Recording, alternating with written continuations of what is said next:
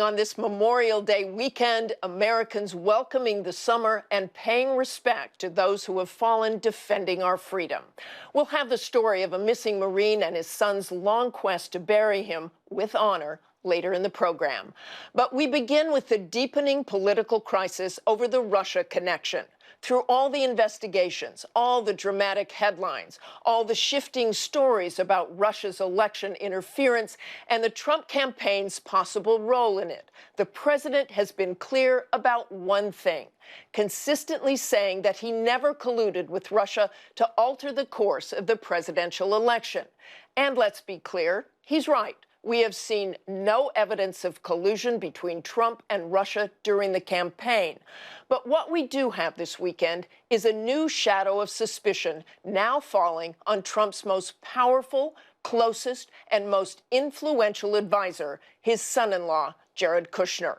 The Washington Post headline, Russian ambassador told Moscow that Kushner wanted a secret communications channel with Kremlin.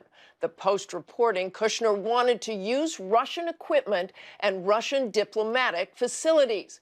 That one quickly followed by the New York Times. Kushner is said to have discussed a secret channel to talk to Russia. ABC News has confirmed that Kushner did indeed meet with the Russian ambassador last December to talk about setting up a private back channel. Sources stressing that the conversation with the president's son-in-law was focused on the U.S. response to the crisis in Syria and other policy-related matters. While that may be true, pause for a moment to consider the context here. We know from the U.S. intelligence community that Russians meddled in the U.S. election with the goal of weakening Hillary Clinton and propping up Donald Trump. We know that after Trump's victory, Russia was political poison, a hostile power accused of undermining the foundations of our democracy. So in that environment, Jared Kushner's actions were, at best, highly unusual.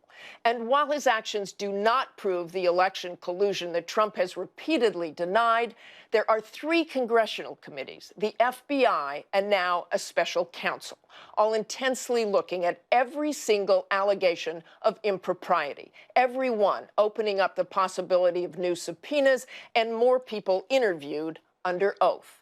And as the allegations now focus on the president's own son-in-law, a man whose West Wing office sits just feet away from the Oval Office, the risk to the president gets ever more serious.